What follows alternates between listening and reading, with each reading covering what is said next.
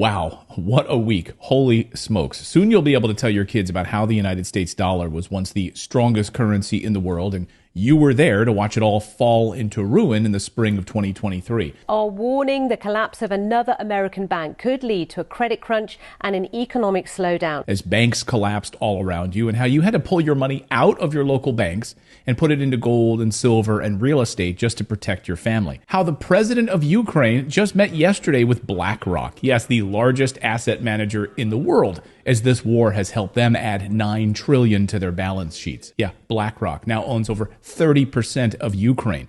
You don't think this was all planned? What a clown world we are living in. This weekend, gold hit a brand new record high as people freak out about government currencies, which are, of course, tanking. And this week, we enter the most dangerous period yet, with economists saying this could be worse than the Great Depression or the financial crisis of 2008. Inflation is going to get worse, and so is the current financial crisis. And nobody wants to admit we're in a financial crisis. It is worse than the one we had in 2008. It's just getting started. Friday was a bloodbath for the U.S. dollar, and we're going to get into all of the latest important news that you need to know about just in a minute here. But first, you'll also be able to tell your kids that you were there when they took away the paper dollar and coins in favor of a U.S. digital currency. And you'd be correct, because 50 days from now, the United States dollar changes forever. That's right, in July.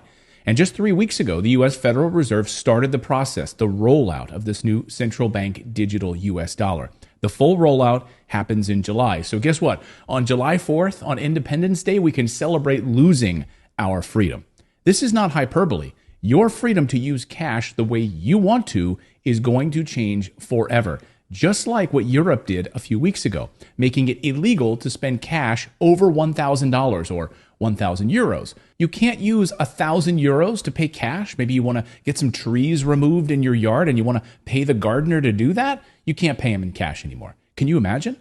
Think that's fake news? Here's the head of the European Central Bank, Christine Lagarde, explaining it. No, the problem is they don't want to be controlled. They don't want to... Yeah, but you know what? Now we have in Europe this threshold. Above 1,000 euros, you cannot pay cash. If you do, you are on the grey market. You take your risk. You get caught, you are fined, or you go in jail.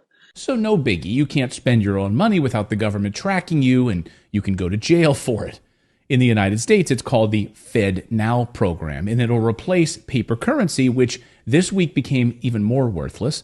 It'll move the United States to a cashless society, a total surveillance state where every transaction will be tracked.